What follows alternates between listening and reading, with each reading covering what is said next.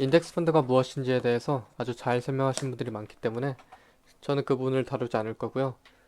인덱스 펀드에 대해서 다른 사람들이 말하지 않는 부분, 그런 부분을 말해보려고 합니다. 인덱스 펀드는 패시브 투자의 한 일종이죠. 2002년부터 2024년까지 코스피 그리고 나스닥의 데이터를 가져왔고요. 코스피는 2002년에 들어갔으면 4배, 나스닥은 14배를 벌었습니다. 코스피의 경우 연봉률 6.5%고 나스닥 12.7%죠. 수익률 꽤 나쁘지 않죠.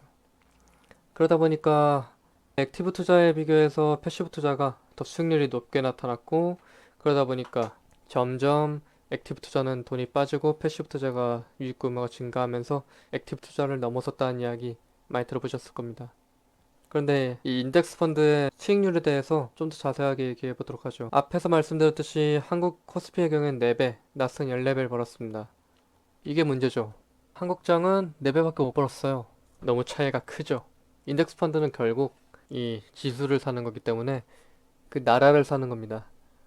한국을 샀냐, 미국을 샀냐, 그런 선택의 차이로 이런 수익률이 거의 3.5배 이상이 나게 되는 거죠. 그리고 이런 수익률을 더 자세하게 보기 위해서 2002년부터 2024년까지 각 달마다 진입 시점에 따라서의 수익률을 계산했습니다. 인덱스 펀드는 보통 연복리 수익률이니까 복리라고 하면은 오래 있어야지 돈을 많이 벌 것 같잖아요. 근데 오히려 2002년이 아니라 2003년 데려가는 5월쯤 되겠죠? 쯤에 들어갔으면 오히려 돈을 더 벌었습니다. 2004년도 마찬가지고요. 인덱스 펀드에서 말하는 이런 연복리 수익률에 대해서는 좀 함정이 많습니다. 진입 시점에 따라서 수익률이 오히려 더 많이 나올 수도 있고 더 적게 나올 수도 있는 거죠. 가장 크게 주의 깊게 볼 수 있는 지점으로 오래 유지했을 때의 경우 그리고 현재 근 3년간의 인덱스 펀드의 수익률을 비교해 보도록 하겠습니다. 2002년 8월부터 2005년 6월까지 대략 한 3년간의 데이터를 클로즈업해서 보면은 2002년 8월에는 15배이지만 2003년 5월쯤에는 거의 한 30배 수익률이 나오는 것을 볼 수 있고요.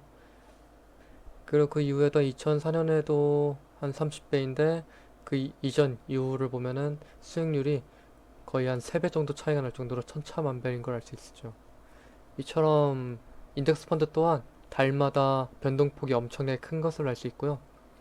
그리고 다음으로 또 더 중요한 것이 2024년의 근 3년간의 데이터인데 코스피와 나스닥 모두 21년에 들어갔으면 24년 현재 마이너스 수익률인 걸 볼 수 있습니다.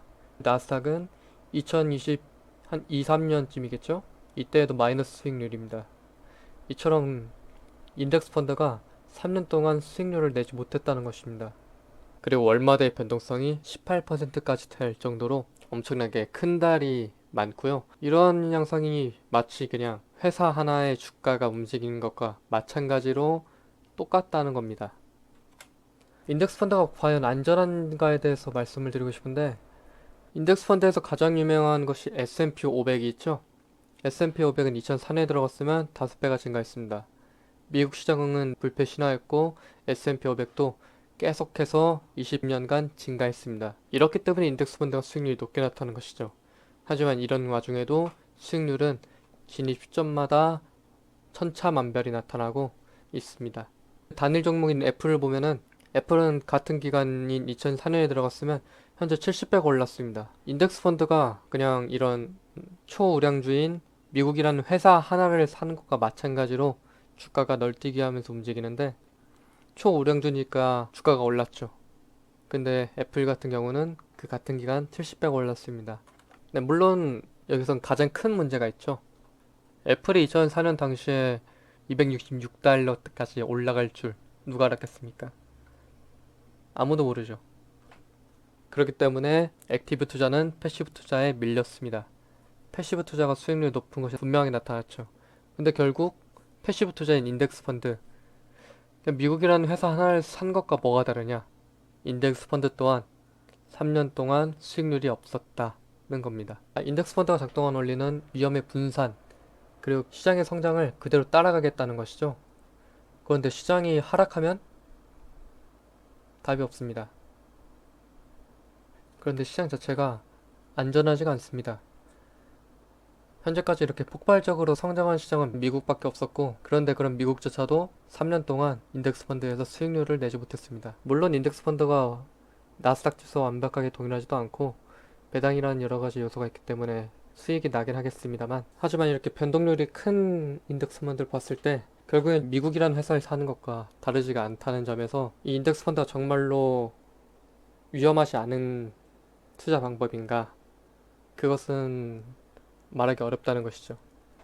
주식 투자에서 리스크를 빼겠다는 말 자체가 말이 안 된다라고 생각하실 수도 있는데, 하지만 많은 헤지펀드들에서 절대 수익을 추구하는 방면에서 보면은 이런 리스크를 감당해야 된다는 것 자체가 시장의 성장을 기도하는 것밖에 없는 방법 자체가 과연 안전한가?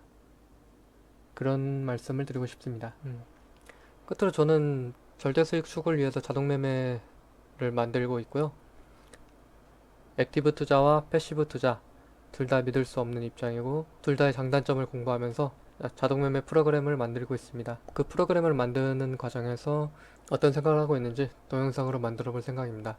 첫 영상이다 보니까 많이 부족한 부분들이 많은데요. 다음에 좀 더 자세한 데이터들도 가져와서 더 자세한 내용으로 영상 만들어 보도록 하겠습니다. 감사합니다.